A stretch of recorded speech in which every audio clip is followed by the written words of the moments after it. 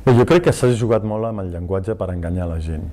La Generalitat té competències plenes per fer consultes, article 122 de l'Estatut, sobre llurs competències, és a dir, poden fer les consultes que vulguin sobre tots els temes que són competència de la Generalitat. No poden fer consultes sobre temes que són, per exemple, del seu ajuntament, del nostre ajuntament, o no poden fer consultes sobre temes que van més enllà de la comunitat autònoma.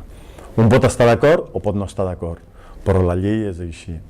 El procediment per transformar aquesta llei, és a dir, les competències que té la Generalitat per fer consultes, que per cert no n'ha fet mai cap, és a dir, que s'omplen la boca de fer consultes, però en 35 anys mai han fet cap consulta als catalans sobre llurs competències, així com hi ha ajuntaments que sí que han fet alguna consulta, seguint la llei, és a dir, demanant permís al govern d'Espanya perquè s'organitzi, perquè quan fas una consulta referendària, és a dir, que vols consultar a tot el cos electoral, doncs has de demanar, has de seguir els tràmits que marca la llei.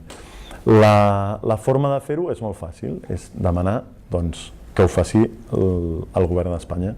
El govern d'Espanya no vol fer una consulta perquè no és independentista, tot i que se li podria demanar fer altres consultes sobre retallades, sobre despeses, sobre deutes, sobre finançament. Es podrien fer moltes consultes. I aquest en concret el govern d'Espanya no vol fer. Què has de fer? Doncs has de canviar la llei. Quin és el procediment per canviar la llei?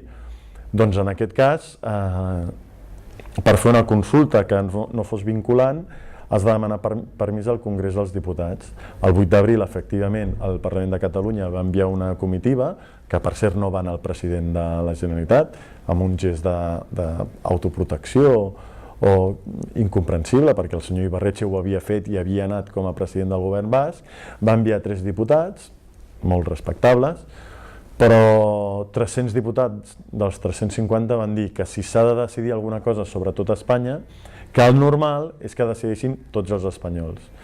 I aquí hi ha molta gent que creu que no té res a veure els que són catalans amb els que són espanyols, que són dues coses totalment diferents, però el marc vigent legal, l'únic que existeix, perquè no hi ha diferents marcs ni diferents interpretacions, i així acceptat per tota la comunitat internacional, i entre d'altres, sobretot de manera important, per la Unió Europea, diu que l'única sobirania resideix al poble espanyol, que va decidir que no vol fer consultes sobre la possibilitat de secessió d'un territori.